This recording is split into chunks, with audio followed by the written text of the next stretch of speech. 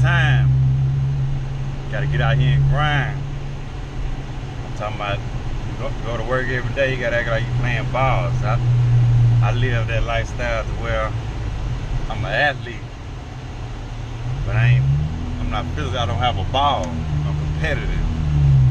When I go to work, I want to be on time. I want to be the first one there. It's like being the first one in the gym. If I got a project to do, I'm trying to do it the best. I'm trying to compete against my coworkers because I'm out here grinding. I want to be the first one. I want to be the last one to clock out at in the evening time. Got to stay late at night. Then when I get home, I'm studying, trying to get better at my craft on the job. Grind time, real time. My boy E.T. Clarify this. And all of you want to be successful. All right, I just want to share 3 quick principles with you guys tonight, because I think a lot of times it's difficult to actually accomplish a goal when you're not accustomed to seeing people do it. All right, and this is challenging, especially in the African American community, because we don't have like 3 or 4 generations of models. All right, and this is what I mean. When I say a role model, I mean somebody who, you know, you can look to and say they were successful in this particular area. All right. And so I just want to show you, because again, success means, that we talked about this before, success means something different for everybody. Some people it's a car, some people it's a house, some people it's a relationship, some people it's money. But the one thing for sure is this, that we all want to be successful, all right? But listen to me when I say this, because this is critical. It's hard to become successful when you don't have a model, all right? Man, you guys know we work in 205, we got the big little, mirror or the big window in the office. And you gotta sit in there sometimes because you can learn a lot just being in the office. So, on a regular basis, we might see a kid drive up in a new Mercedes, the 500 series. All right, and 90% of the time that they drive up in a Porsche truck, a Beamer, when they jump out, 90% of the time they're from what ethnic background? International, Asian students. All right, listen to me. I'm talking about they 18, 19 years old jumping out of a 500 series Mercedes Benz. And what's crazy is this one guy who every single day, I don't know where his class is, but he parks either illegally or he parks just in the middle of the road. Right? That's huge. Because what he's saying is, I don't care if it costs $25, I don't care if you tow it, I got the money. So I'm about to go turn in my paper, and I don't care if they take this every single day. The Porsche, they driving Audis, and they pulling up in the Audi. I'm looking at the Audi like, wow, this is a car for somebody who's graduated and who's already reached success. So when you're getting out of Audi and you parking it illegal, you off the handicap. Like that's $100 and some ticket, and they gonna tow your ride. So you got a lot of money when you don't care. Right? And so if you in from the African American community or other communities, if you got a car, you geeked up because you got a car. I don't care what kind of car it is. You got a Ford Focus, you big on campus.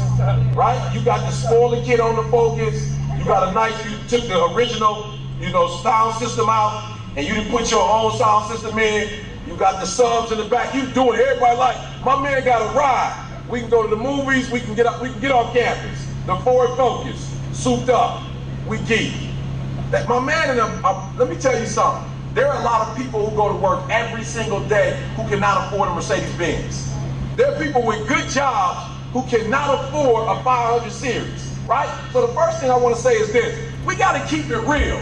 For most of us, it's going to be challenging for us to be successful because we're not used to seeing it. And so I'm not saying we can't do it, but I'm saying you got to be real about the fact that you've not seen success, and because you have not seen success, you're going to have to work a little harder than the average person. All right, we were at Ferris State University last night. We drove back. The weather was terrible when we first started driving. The weather was terrible. I couldn't hardly see. So by the time I drop everybody off and I get to the crib, I get home about 1 o'clock in the morning. I go to bed about 1:10, 1:15, and I got up this morning at 5 o'clock. Right?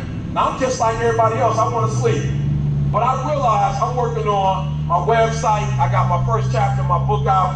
I had to do some things to it today so I can get it out. That's the only thing on my mind, like I got to get this book out. I got to get this book online because I got to have folks just, you know, cashing out like it's an iTunes. I'm selling chapters. Eric, I'm about to take it to the next level. I ain't even doing the whole book. I'm selling chapters. So if you can do it, because I'm watching, I'm learning. So iTunes, they not doing the whole album no more.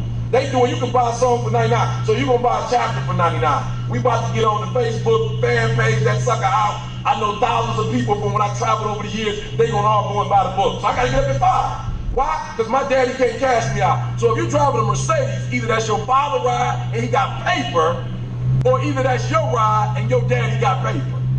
Are you hearing what I'm saying? So you ain't got to hustle like me. You might not have to get up at 5 o'clock in the morning because your daddy got paper. You can get up just before it's time to go to class. What am I saying? I'm saying if you're not a second generation parent who got money, then you need to get up. Right? Flat out. You need to be able to get up and do what you need to do. So watch this. I just 3 things because that wasn't none of them, right? Let's go to the first one. All right. The first one is, I talk about it a little bit. You got to get up, you got to get out, and you got to do something. All right? Look, when you look at this, I want you to see that there's 3 different things that I'm talking about. The very first one is you got to get up. Right? You can listen to me. You only got 40, you only got, in 2 days, it's 48 hours. Right? 72. I think they're going to show it somewhere up there in a minute. Can I get that? I want to get that real quick because I told them 3 things. Get up, get out, do something. I don't care who you are. Let's keep it right there. Let's leave it right there. When we leave it right there, you got day 1, 24 hours. And one day, I don't care who you are, you only get 24 hours in a day. All right? Which means what? Let's go all the way through it. I want to show it to you. We're going to come back and work our way back. 1 month, 720 hours. 1 year, 8,640 hours. Let's go to the next one. I got to catch this one. All right. 4 years, you got 34,560 hours. Now, you better catch this because I'm not talking about days no more. Right? And for most of us, we will never be successful because we go by days instead of going by what? You got to catch what I'm saying, right? You got to stop looking at days, weeks, months, years. Now notice what I put 4 years because that's when you're supposed to graduate. 6 years. Now watch the time. You only have 34,560 hours. All right, give me a second because I'm getting excited right quick.